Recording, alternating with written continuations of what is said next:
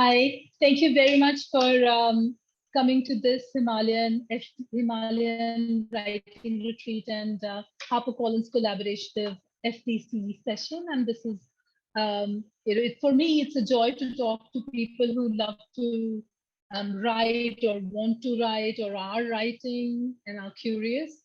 And thank you for giving your Sunday evening for this conversation. Very, very grateful also to Chetan, yourself, and Himalayan Writing Retreat for having me here. Absolutely, it's a pleasure. So thank you for coming, Anukrti. And without further ado, then let's jump in. So this is the first time that we're actually collaborating with a publisher, and it's been really great. HarperCollins is helping us with our experts coming in. We also have an editor who will be coming in from HarperCollins.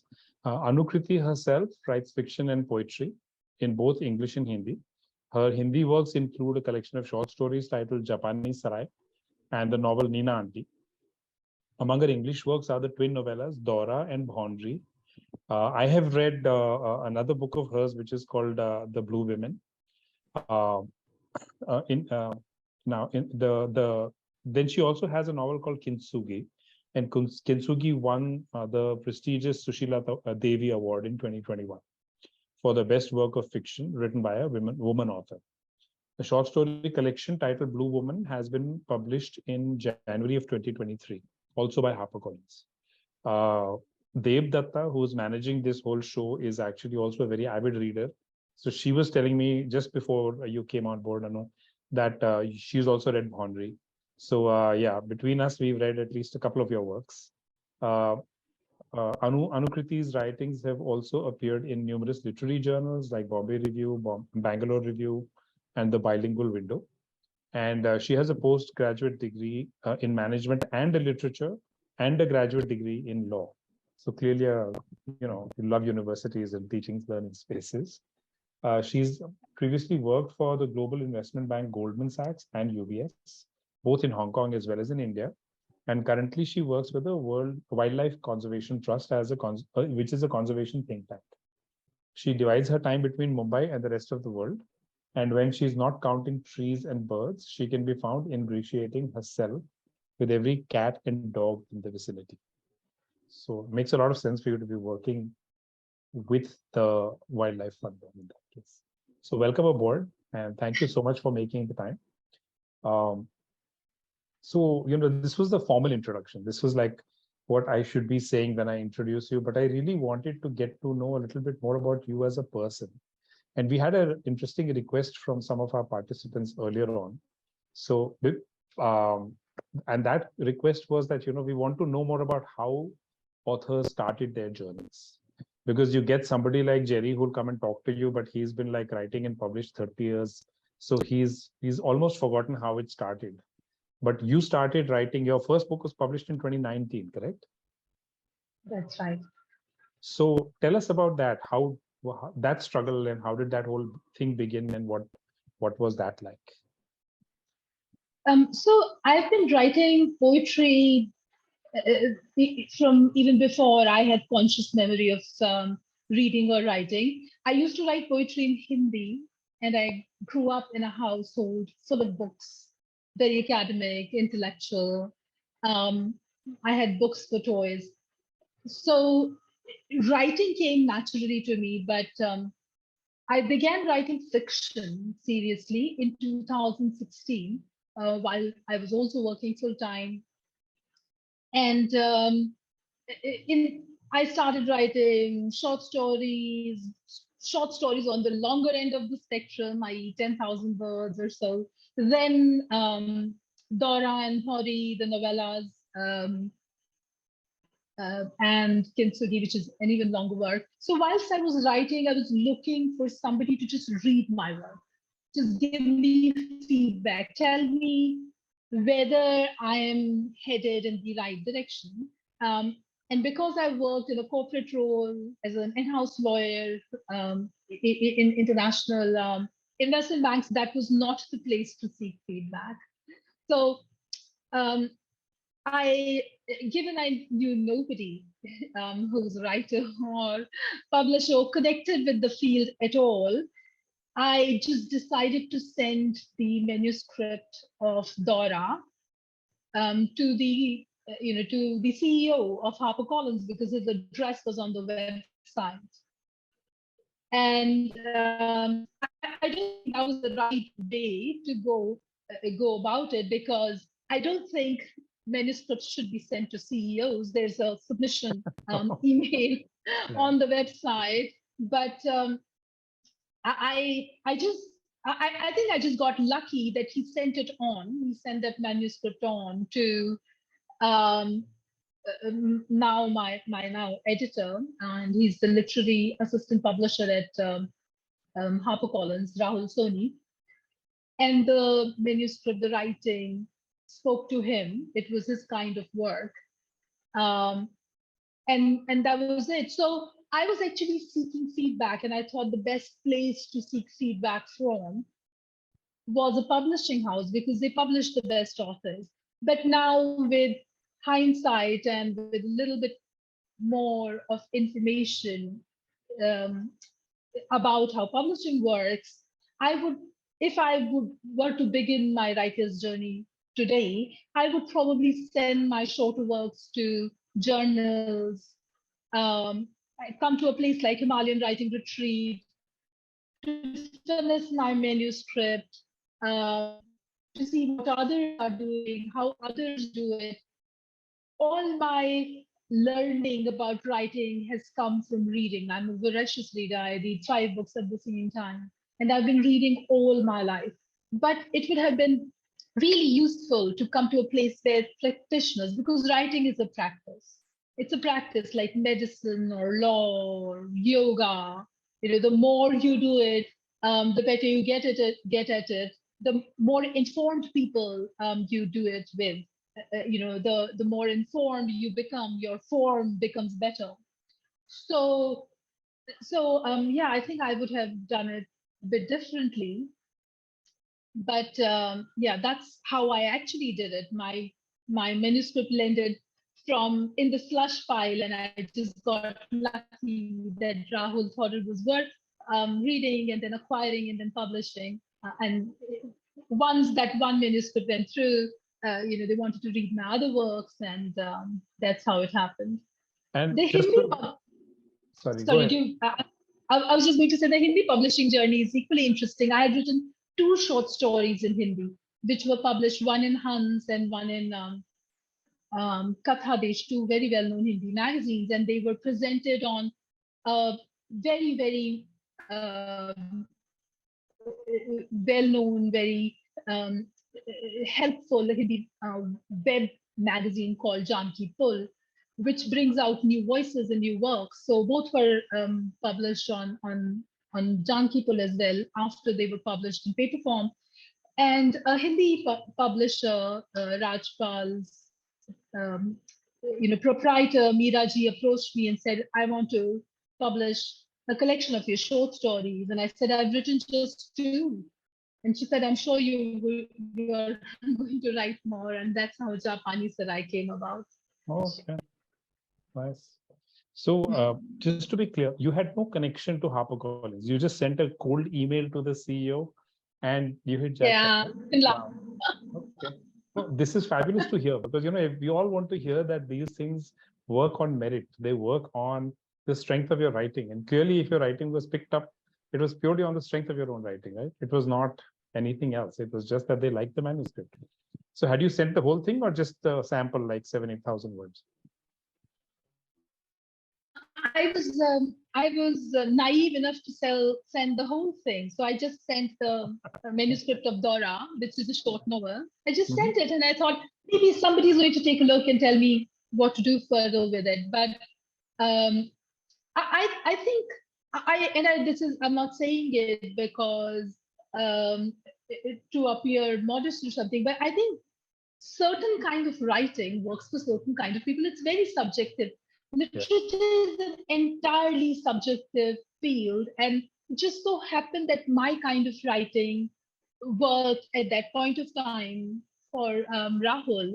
And I mean, I'm endlessly grateful for that, not just because I got published, but because Rahul is like my literary touchstone. I have great trust in his taste, in the way he thinks about literature, and I think that's essential. To be able to have trust in your editor, and in my case, I hold him in a great deal of respect. I think Definitely. if he thinks something works, then it works. So you said a very interesting thing. You said that, it's like the more you do it, the better you get at it. But there's a lot of people and there's a lot of talk, and we hear this all the time saying, "Arey, but you have to be on social media and you have to market your books and you have to do this and you have to do that." So are you on social media a lot? I mean, do you worry a lot about selling your books, or do you just focus on the writing? So I just focus on my writing. The reason is I'm very bad at social media. There's a reason why I became an in-house lawyer in an investment bank, because I do not have any selling skills. I cannot, I cannot. I believe the best persuasion a writer can offer is the quality of their writing. So no, I'm not a lot on social media. I do not at all think about how my books are selling. What I do think about is whether anybody who reads my work feels a spontaneous connection with it, whether they feel that the stories spoke to them. And what I also think a lot about is to learn from other practitioners. How are people doing different things? What new writings are coming out? What new experiments are happening? And I constantly try to learn. I'm a very slow learner, so I have to go slow, and I also try to focus on my practice, on my writing practice, and just do the best I can. Nice, nice.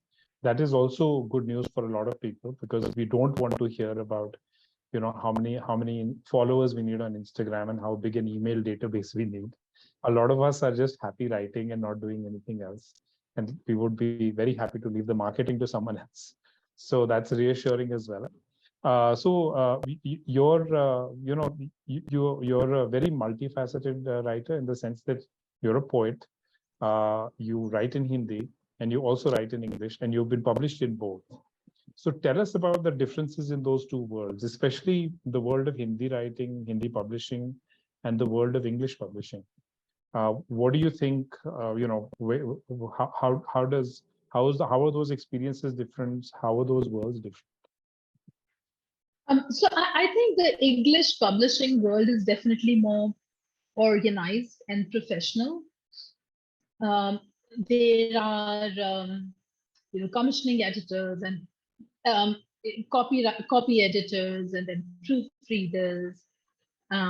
Sometimes the work goes to more than one senior editor. You get feedback from everybody. Um, you get a chance to do iterative edits. If somebody takes a look, comes back. In the meantime, you had certain thoughts, and so that process of is to that extent is collaborative and stimulating, because you're constantly thinking of the work that is now in the edit stage, and because there is this professional segregated structure, the commissioning editor looks at it from a different set of eyes, and the copy editor looks at from a different perspective, and the interplay is very helpful, I believe, in finishing the work. Hindi publishing, I think it's a question of resources. Is less sort of organized in that sense. I don't think there are that many commissioning editors, or really editors who focus on the work as an entire body, um, or copy editors. There are proofreaders who just sort of look at um, the spellings, Bartani, and so forth. So I believe that for to get a Hindi work to the stage of book or a publishing stage, I, as a writer, have to do several. I mean, I have to think several times because I know that I would be the main editor of my own work, which is not so great in a way. I would love to have a really informed, good editor who gets their teeth into the book and tells me where it doesn't work, or how to work it, or how to make it better. So Hmm. that I think is the main difference. I think I don't know how the other mother languages work. How the other mother languages, like really vibrant literary scenes like Bangla or Marathi or Gujarati or Malayalam. I don't know how they work, but yeah, that's my experience with Hindi and English. Ooh, ooh, that's very informative.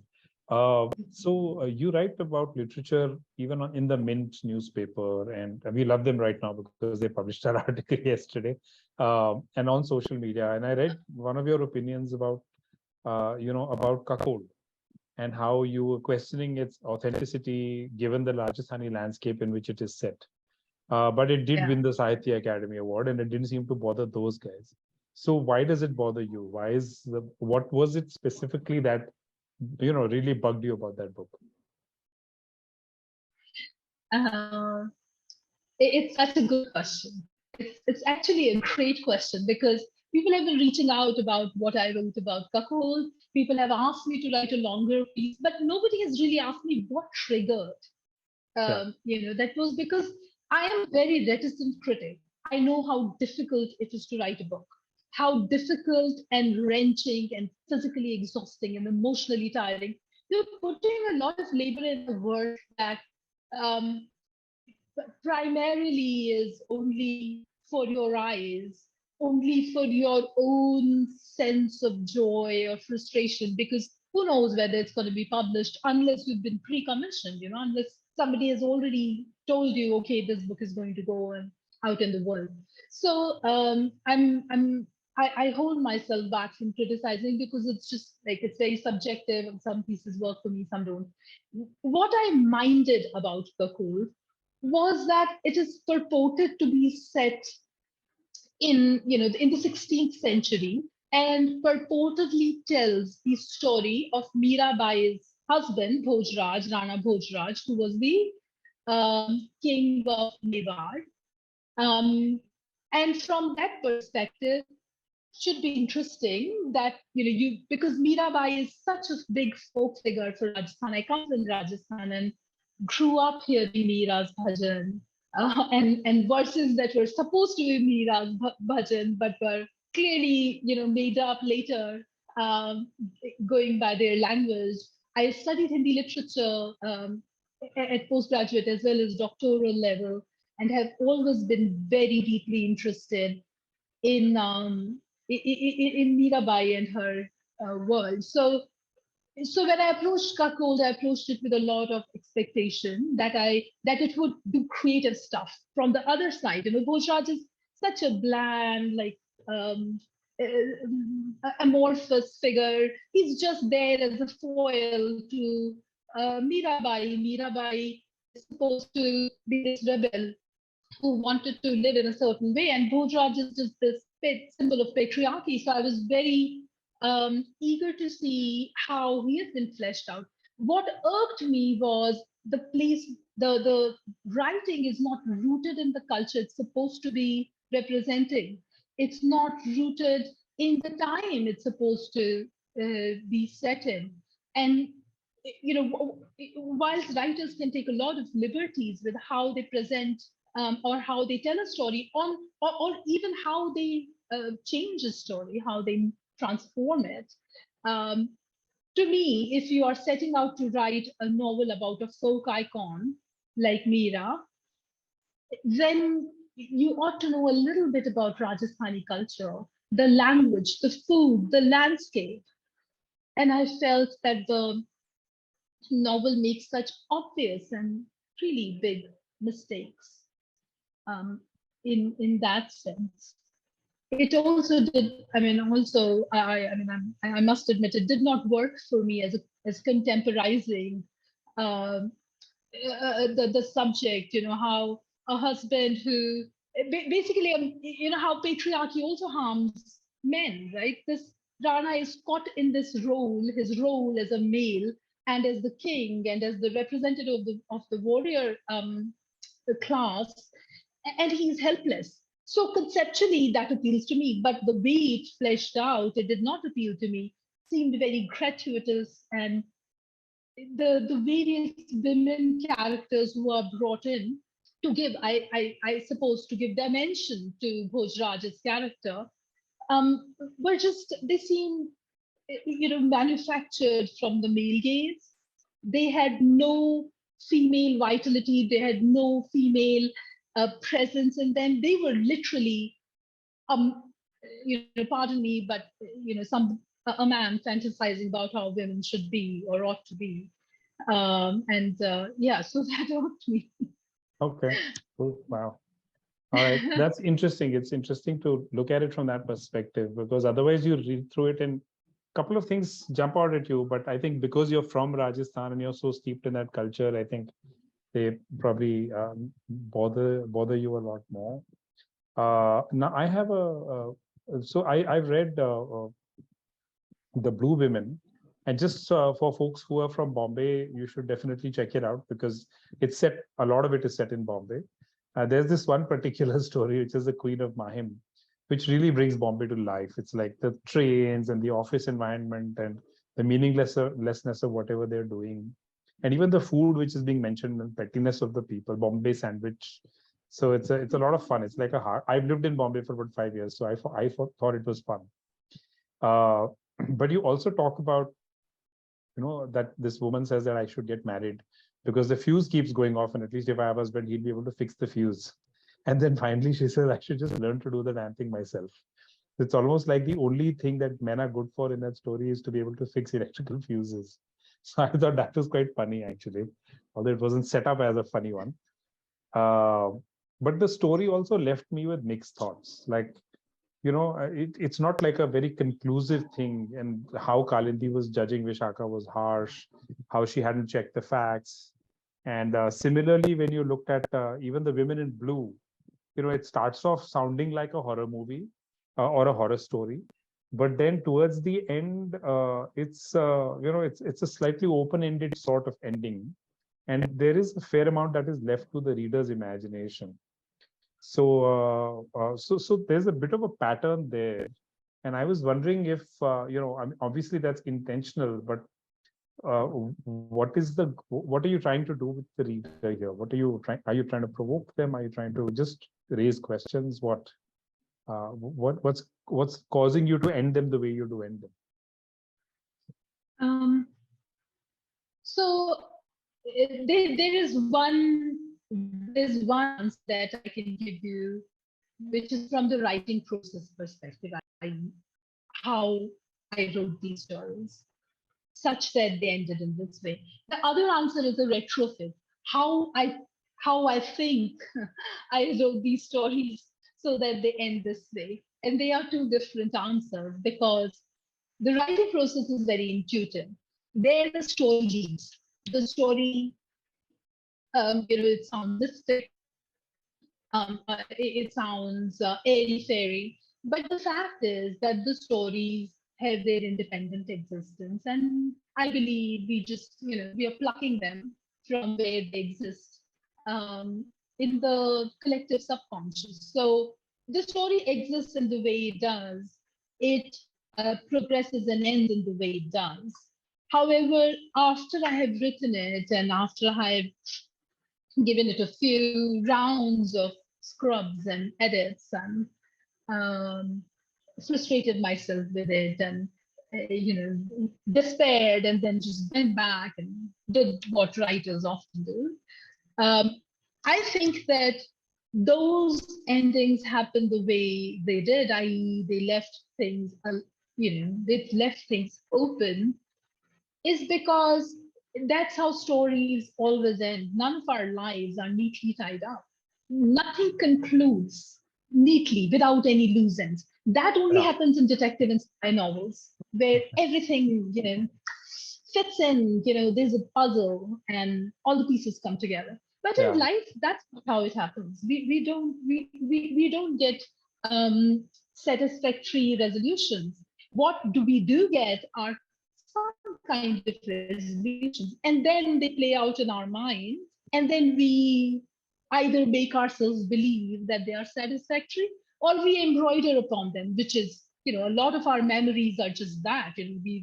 We've imagined things and tack them onto memories and make things more bearable or happier or nicer or whatnot.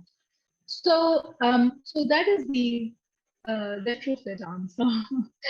The story, the real answer. This is how the story came to me. I don't tell the stories. The stories just tell themselves. But yeah, on the other hand, it plays out like real life. Right, and we'll be opening it up.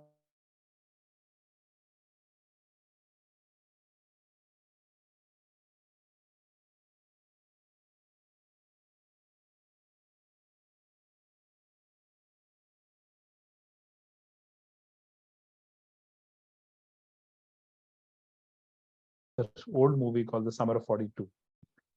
Did it come from there? Have you seen that film, or was that just completely from your imagination? Because I don't think they are similar. No, I haven't. Just that one thing is in common. Yeah. Okay. No, I haven't seen the movie. I'm not a big movie watcher. Okay. So no, I haven't seen the movie, but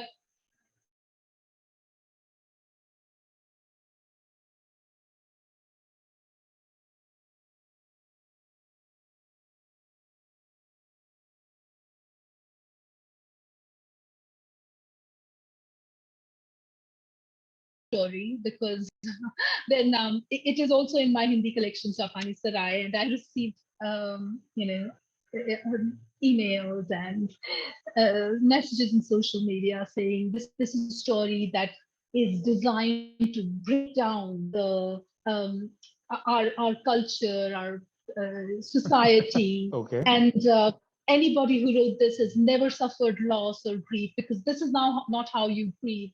So it's none of which made me unhappy, because a story that evokes strong reaction is because it's touching a nerve.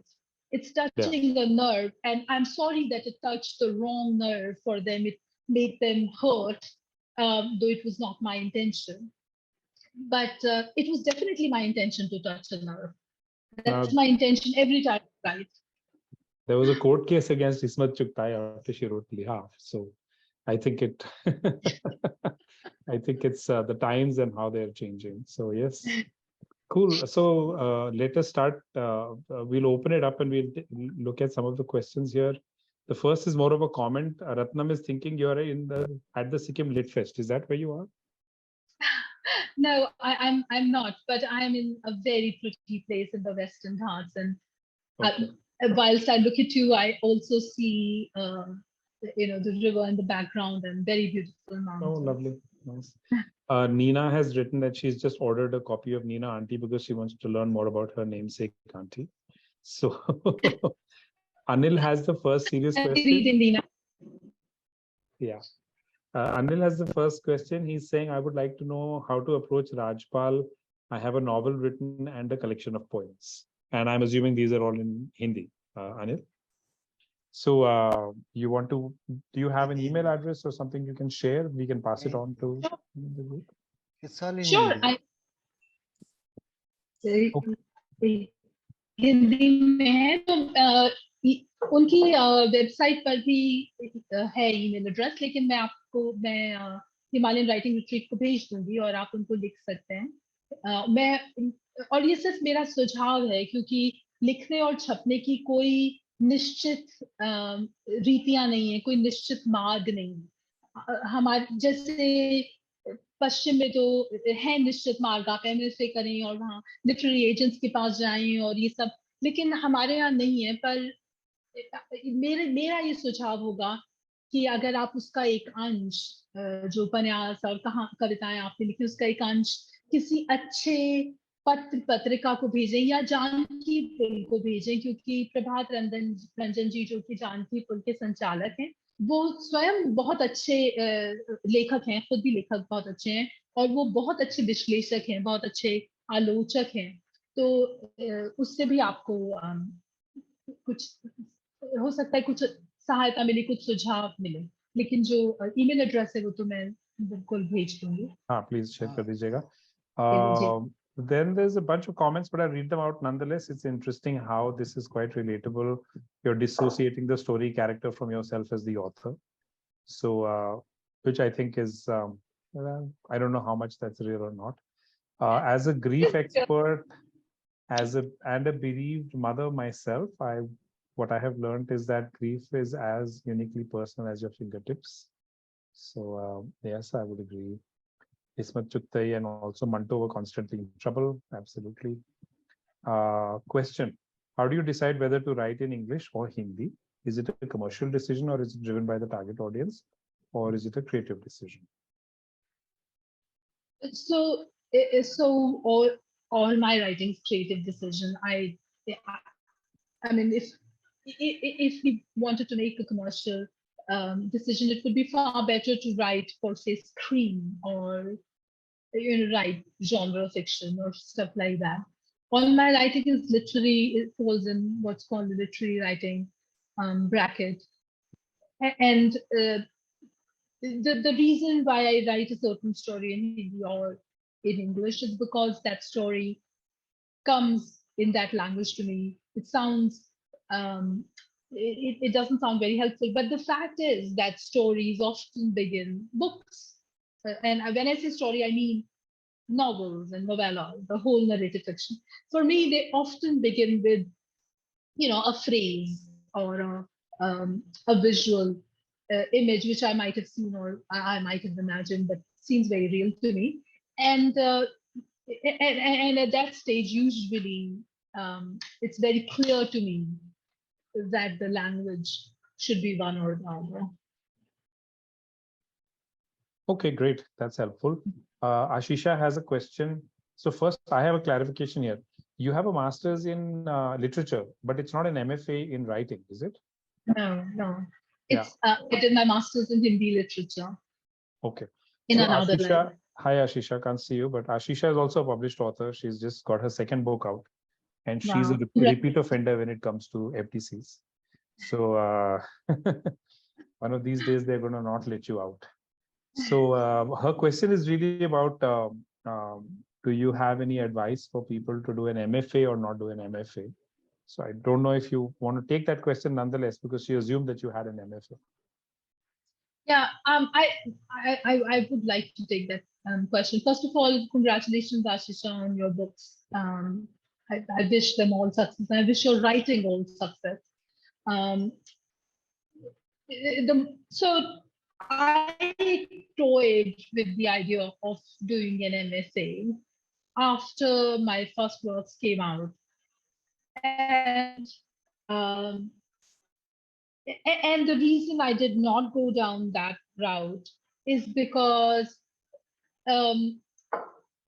several people whose judgment I respect suggested that probably for me, with the writing at the stage that it is, the best way is to go on trying to refine my own style, trying to build on what I have already commenced on. But from friends who have I think the best thing that they gained from it is a network and a community of writers.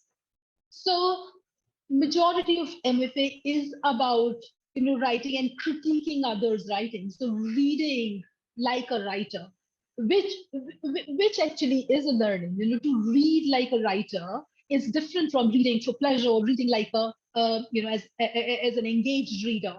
And there actually the MFA provides you that space and that focus. You read the works of your cohort, and you are expected to to critique it, to help your cohort define their works.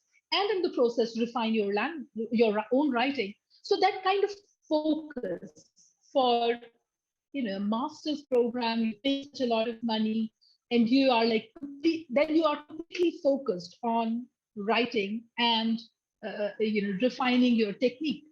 That I think can work really well for some people. But equally, I think writing retreats such as Himalayan writing retreat or Sangam House or places where you can go and just be immersed in your writing um, for shorter durations might work as well for someone who has already published 2 books. Right. Cool. Thank you for that. Thank you so much for the clarification. The next question is from Neil. He's saying, how do you finish your first drafts? I felt pressure to stick the landing for 2 drafts in a row. I didn't understand this. To stick the landing? Did you mean ending? Stick the landing as in the ending should live up to the build up, like to write well. Okay. So if you're nearing the end but feel you've run out of gas, do you still keep writing rubbish or do you take a break? That's such a good question. And that's a fantastic question. And that's a question every writer asks. So you are clearly a writer because this question has come to you. Every time you're working on a manuscript, there comes a time, or several times actually, where there's a lot of self-doubt and questioning whether this is going in the right direction, or to quote that I'm writing rubbish. My way of, and this is just one way, my way is when I am riddled with self-doubt whether this is the right way to go ahead or I am writing or dribble, I actually keep writing. I keep writing, but I'm a very detached writer. There's nothing that I've written that I love. There's nothing that I write that I love or feel possessive or attached to. I'm very happy to discard what I've written, and I do it routinely. So when I'm at a spot where I'm feeling, it's not working out. There are, I'm writing something that is not unraveling the knots. I write and discard and write and discard, and I keep doing it till I know that there has been sufficient sort of turmoil, sufficient creative stimulation that I have forced into the process. The other thing that I believe helps as well is, just literally physical activity. Go to the gym, exercise, go for a walk, move. Because sometimes things are stagnating because you are static.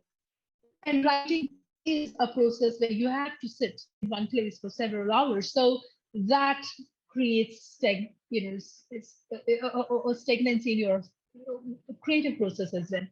Now, whether you should stick to a work just because you began it and but feel that it's not going anywhere, no. Do not stick to that work. Do not feel attached to what you've written. But do not give up. Do not say, okay, this is not working, I'm throwing it away and I'm not writing anymore. Do not work on that specific piece. Work on something else. So, which is why I never work on one manuscript. I'm always writing 3 things. Always. One longer work, a couple of short stories, a poem. Because I know there will be a point where I feel this is not working. And before I, just toss the notebook aside, because I write in hand. All my first drafts are in hand in a notebook with a pencil. So before I decide to do that, I want to go and write something else and come back with fresh eyes. I don't know whether this was a helpful answer at all, but this is just what I do. I think it does.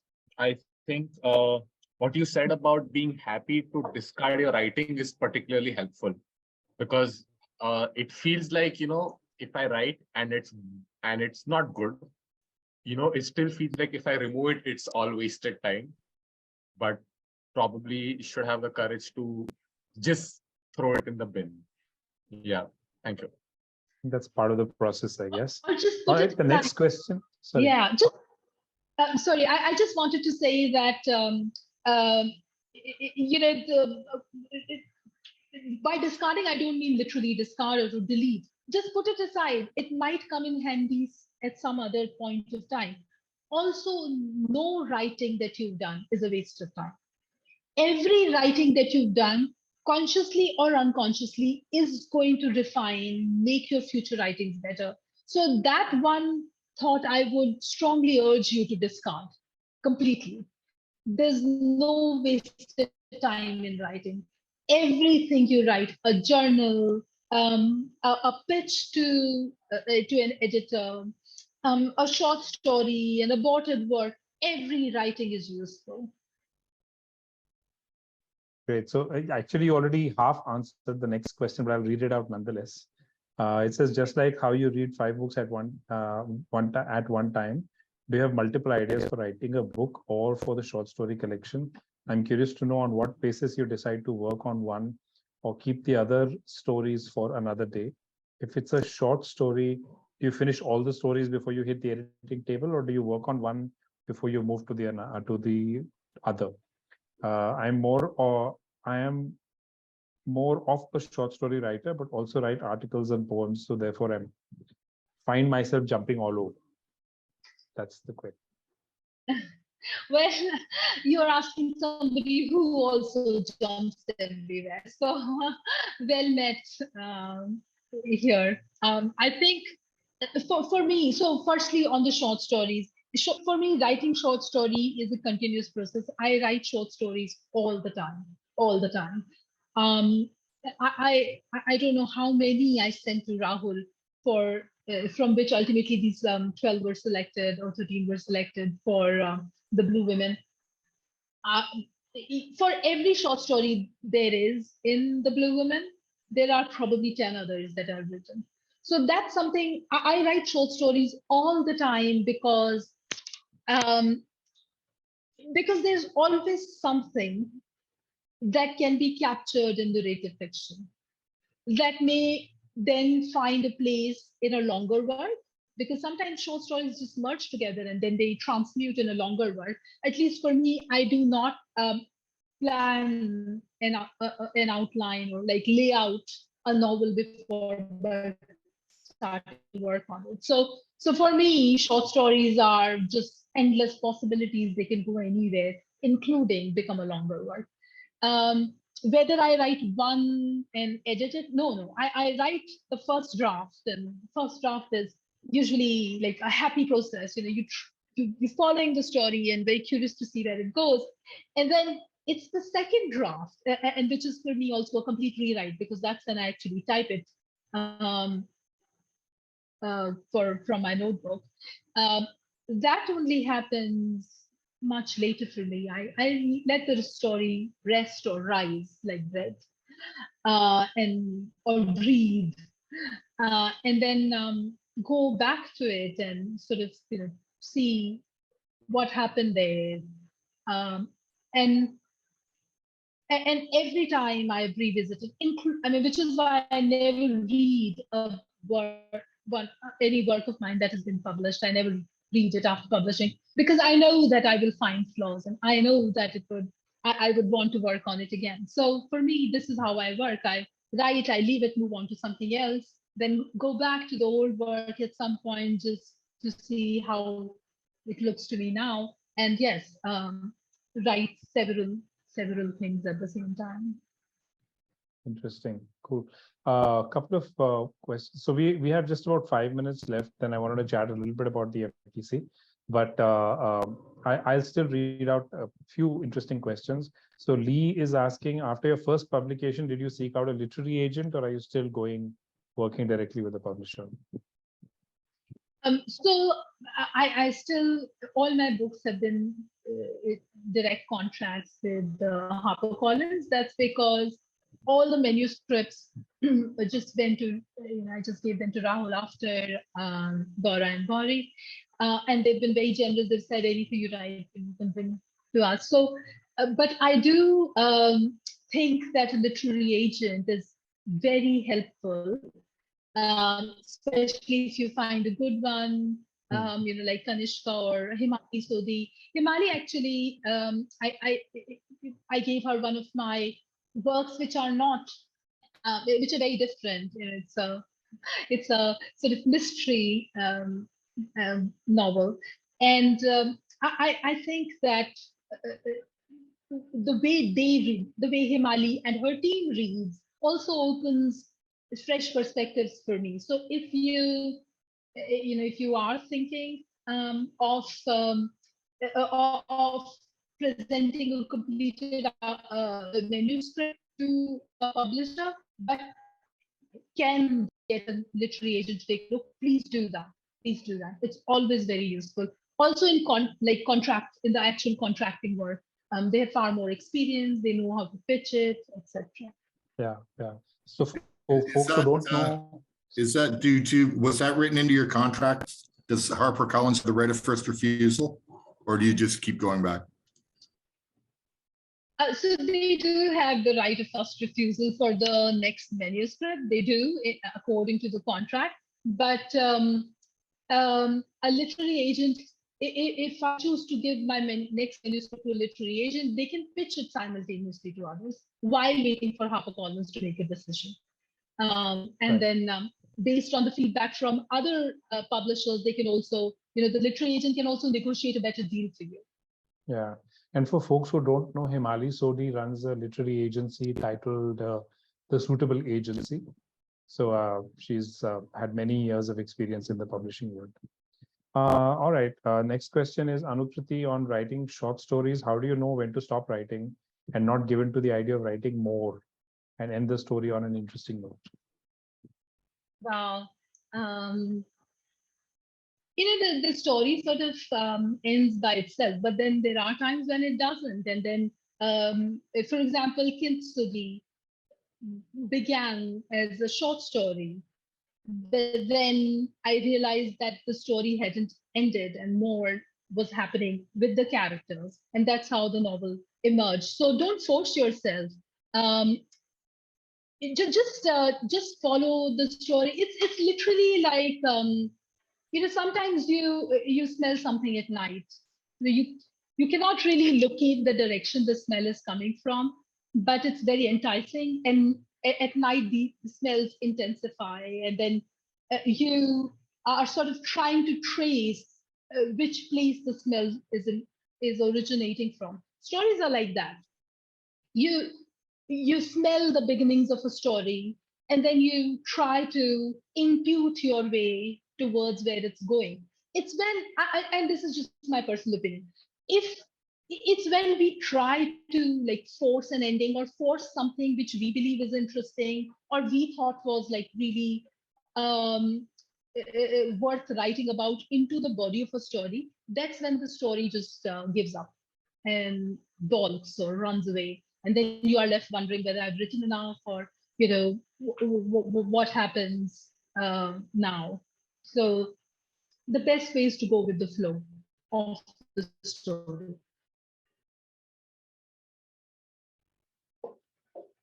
All right, cool. The next question is about Kintsugi, actually. Tushara is asking, I love reading Kintsugi. How does one write characters like Haruko, considering they're culturally miles away? Did you find it difficult connecting Japan to Jaipur at all? You're right. Haruko or Hajime, for that matter, were culturally miles away from me as somebody who's born and raised in Jaipur, but then worked in international environments. So it's difficult to write Haruko. I think the most difficult character to write was Yuri, because Yuri is very steeped into Japanese culture. And whilst I call myself a Japanophile, I really love Japan and all its intrigues and alienness and um, all its complexities. And of course, Japanese writing is just great. Um, I know that I've only scratched the surface. I do not know Japanese culture like the way I know my own. So I thought Yuri was difficult. and I had to be very careful. Haruko was more complex as a person, less culturally sort of embedded anywhere. So they were both sort of difficult in different ways. But Yuri, from a cultural perspective, Haruko from just because she was this, so many traumas in her past and a sense of not belonging anywhere that just made her so footloose and easy to lose hold of. But if you want to write a character which is not from your own culture, the only way to approach it, and that's even in India. I mean, we've got so many cultures. And when I try to work on, when I started working on Bhaunri, which is about a nomadic woman, I've only been an observer of nomadic life. What do I know about the inner constructs of a nomadic woman? So you approach that culture, one, with respect, two, acknowledging that you know very little about it, and three, then you go out and educate yourself about that culture, which means reading books, which means meeting people, which means putting yourself in public places where you overhear, you observe, you turn into what I call as a creative writing sleuth. You just set yourself down in places where you will come across people from that other culture, even if you do not get a chance to interact, just observing how they go about. So all those things need to be done in order to make that character sort of authentic and be respectful towards that culture, because we miss out a lot when we look at a culture from outside. And I freely acknowledge that I'm sure I missed out so much. But there are Japanese readers who came back to me after reading Kintsugi and said, that it felt very real to them. So maybe like I succeeded a little, but I'm no I'm sure it's more than illusionist. a little because you won the award. So that's a big deal.